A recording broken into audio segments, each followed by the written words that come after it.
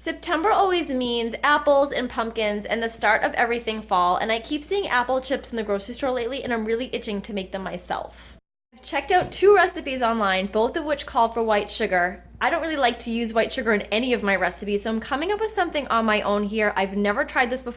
What my family does love and use a lot of is maple syrup. So I'm gonna brush some maple syrup on each apple chip, and then I'm gonna season them with apple pie spice and ground cloves.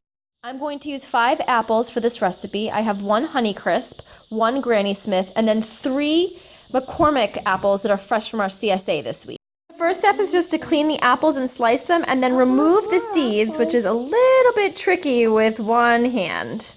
Now that I have all my apples sliced and I've removed all the seeds, I'm going to spray a baking sheet with coconut oil and lay them out.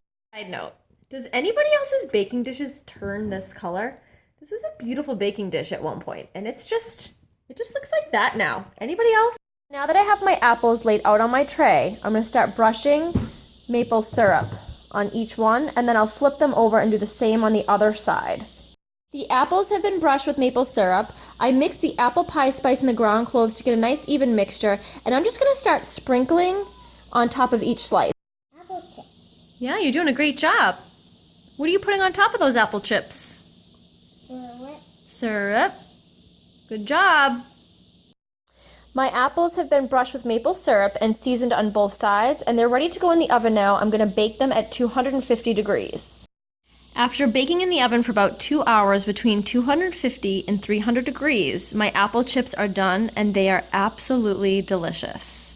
The apple chips are definitely chips. As you can see, they're hard now. I will say that when I turned the oven up to 300 degrees, some of the thinner slices got a little bit dark. This is definitely a recipe to try when you have a few hours to spend at home, because although the prep work was actually really simple, they did take about 2 hours to bake in the oven. I'm really excited with how these came out. This is the first time I've ever tried making them. I can't wait for my daughter to wake up from nap and try them too, but before she does, I'm going to enjoy some by myself. Bon appetit!